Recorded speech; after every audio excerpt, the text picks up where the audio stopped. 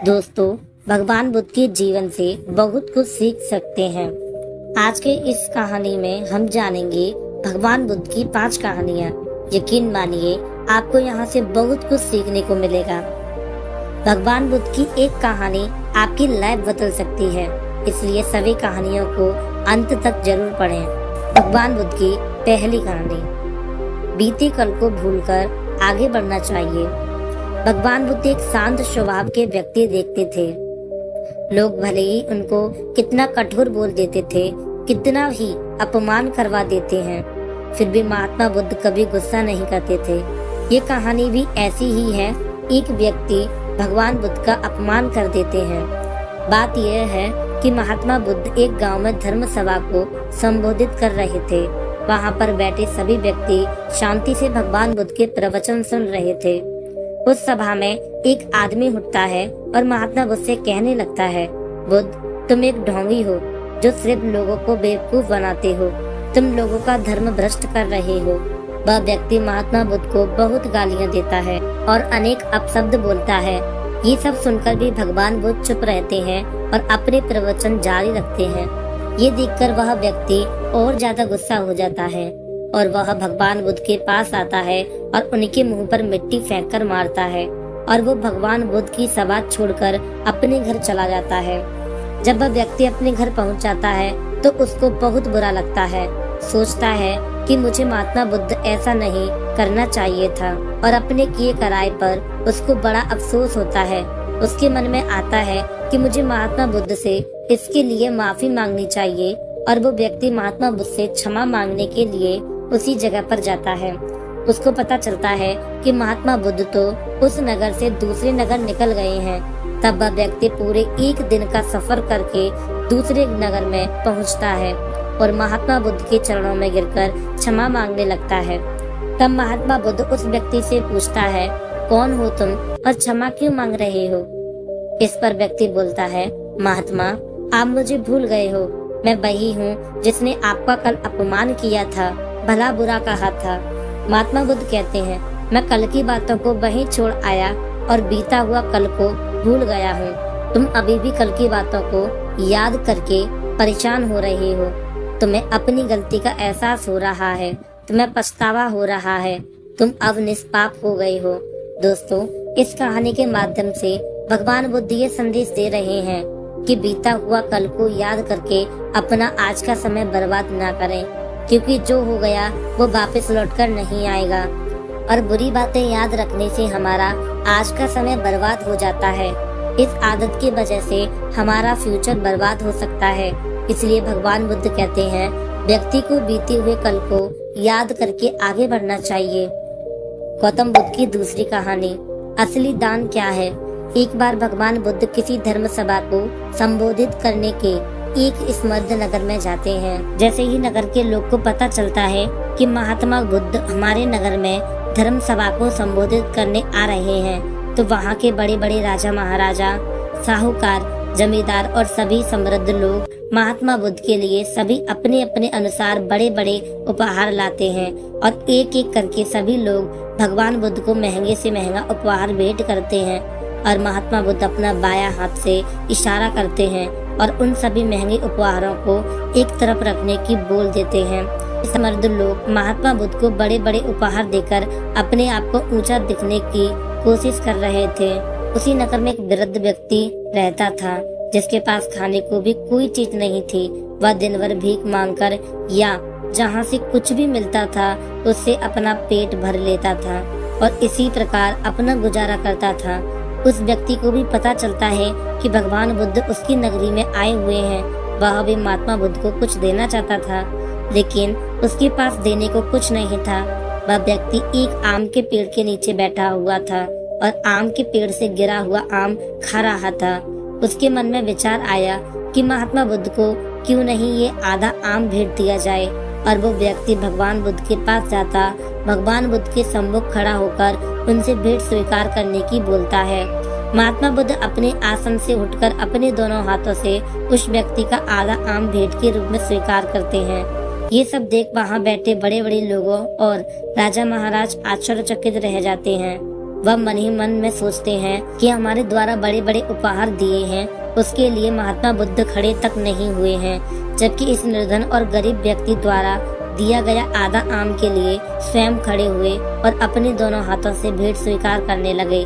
वहाँ बैठे लोगों में से एक व्यक्ति खड़ा होता है और भगवान बुद्ध से पूछता है, हे महात्मा, हमारे द्वारा दिए गए बड़े बड़े उपहारों में आपकी कोई रुचि नहीं है और आपने इस व्यक्ति द्वारा दिया गया आधा आम के लिए आप स्वयं खड़े हुए हैं और भेंट स्वीकार की है। तब महात्मा बुद्ध कहते हैं, आप इतने समर्थ हैं, फिर भी आप अपनी धन दौलत का कुछ हिस्सा ही दिया है, जबकि यह व्यक्ति गरीब है और निर्धन है, फिर भी इसने मुझे अपनी सारी संपत्ति दान कर दी है। वास्तव में यही सबसे बड़ा दानी है। दोस्तों, इस कहानी के माध्यम से भगवान बुद्ध हमें ये संदेश देना चाह रहे हैं, दान छोटा या बड़ा नहीं होता और यह इस बात पर निर्भर करता है कि आपके पास कितना है और आप कितना दान कर रहे हैं। असली दानी वही व्यक्ति होता है जो अपना बिना कुछ परवाह किए बिना अपना सब कुछ दान कर देता है। गौतम बुद्ध की तीसरी कहानी। इस दुनिया में कोई गरीब नहीं होता है। एक समय की बात है जब भगवान बुद्ध एक गांव में धर्म सभा को संबोधित कर रहे थे। कहीं दूर दूर से लोग अपनी परेशानियों को लेकर भगवान बुद्ध के पास आते हैं। लोग भगवान बुद्ध के पास परेशान होकर आते हैं और जाते समय उनके चेहरे पर मुस्कान बनी रहती है, क्योंकि भगवान बुद्ध सभी लोगों की समस्याओं का हल निकाल देते हैं। वहीं उसी गांव के पास एक गरीब व निर्धन व्यक्ति रहता था, जो देखता है कि भगवान बुद्ध के पास जितने भी लोग आते हैं, आते समय तो उनके चेहरे पर परेशानियों के बादल रहते हैं, लेकिन जब वह वहां से निकलते हैं तो उनके चेहरे पर मुस्कान बनी रहती है। वह व्यक्ति सोचता है कि मैं भी इतना गरीब हूँ, तो क्यों नहीं मेरी समस्या भी भगवान बुद्ध के सामने रखें, उनको अपनी समस्या बताएं, ताकि मेरी समस्या का हल हो और मेरी गरीबी दूर हो। ये सोच वह गरीब व्यक्ति भगवान बुद्ध के पास जाता है। वह व्यक्ति जाता है और देखता है कि वहाँ पर लोगों की लाइन लगी हुई है। वह अपनी बारी आने का इंतजार करता है।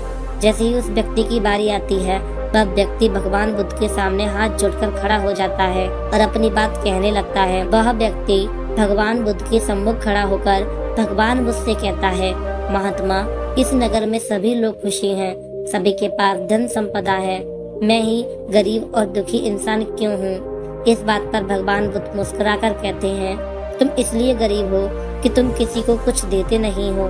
इस बात पर वह व्यक्ति कहता है, महात्मा, मेरे पास देने को कुछ नहीं है, मैं खुद एक निर्धन व्यक्ति हूँ, मैं भीख मांगकर अपना गुजारा करता हूँ, मेरे पास देने को कुछ नहीं है, भला मैं किसी को क्या दे सकता हूँ? भगवान बुद्ध कहते हैं, कौन कहता है तेरे पास देने को कुछ नहीं है? ईश्वर ने तुझे जबान दी है, किसी को दो मीठे बोल दे सकते हैं, किसी की तारीफ कर सकते हैं। ईश्वर तुझे दिमाग दिया है, किसी को अच्छी सुझाव दे सकता है, दो हाथ दिए हैं, किसी की मदद कर सकता है। क्यों अपने आप को निर्धन समझता है? यही कारण है कि तू आज तक गरीब और दुखी है, क्योंकि तू सोचता है मेरे पास देने को कुछ नहीं है और अपने आप को गरीब और दुखी मानता है। भगवान बुद्ध कहते हैं, जो व्यक्ति अपने आप को निर्धन और गरीब मानता है, वह जीवन में कभी भी खुश नहीं हो सकता है। दोस्तों, भगवान बुद्ध कहते हैं, कभी भी अपने आप को निर्धन और गरीब न समझें, गरीबी और दुख अपने आप दूर हो जाएंगे। ये बात सुनकर वह व्यक्ति बहुत प्रसन्न होता और उसी समय से अपने आप को संपन्न मानता है। गौतम बुद्ध की चौथी कहानी। अपने दुखों का कारण आप ही हो। प्राचीन समय की बात है, भगवान बुद्ध धर्म प्रचार करने के लिए अलग अलग नगर में घूमते थे और वहाँ के लोग को धर्म के बारे में शिक्षा देते थे। एक बार भगवान बुद्ध ऐसे नगर में पहुँचे जहाँ उनको ढोंगी समझा जाता था। वहाँ के लोग भगवान बुद्ध को धर्म भ्रष्ट करने वाला व्यक्ति समझते। सभी नगर के लोगों के मन में धारणा थी कि यह व्यक्ति धर्म भ्रष्ट करता है, इसलिए वहाँ के लोग भगवान बुद्ध को अपना दुश्मन मानते थे। जब भगवान बुद्ध उस नगर में पहुँचे तो वहाँ के लोग उनको भला बुरा कहने लगे, गलत शब्दों का इस्तेमाल करने लगे, बुद्ध को बद्दुआएं देने लगे। भगवान बुद्ध सभी लोगों के अपशब्द को बड़े ध्यान से सुन रहे और बिल्कुल शांत लग रहे थे। मानो ऐसा लग रहा था कि बुद्ध की बातों पर उनका कोई असर नहीं पड़ रहा है। लेकिन उस नगर के लोग बोल बोल थक गए तो अपने आप चुप हो गए। तब महात्मा बुद्ध बोले, क्षमा चाहता हूँ, अगर आपकी बातें पूरी हो गई हो तो मैं बोलूं। ये सब देखकर वहाँ के लोग आश्चर्यचकित रह गए।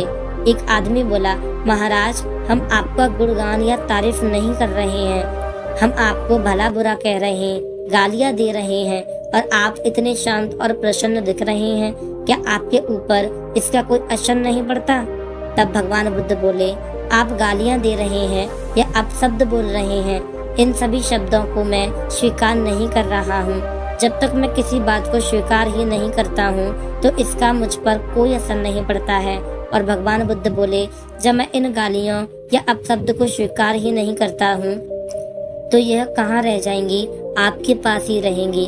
दोस्तों, भगवान बुद्ध की छोटी सी कहानी से हमें बहुत बड़ा संदेश मिलता है, क्योंकि अधिकतर लोग दूसरे की बातों को सुनकर दुखी रहते हैं और अपने दुखों का कारण दूसरे लोगों को मानते हैं।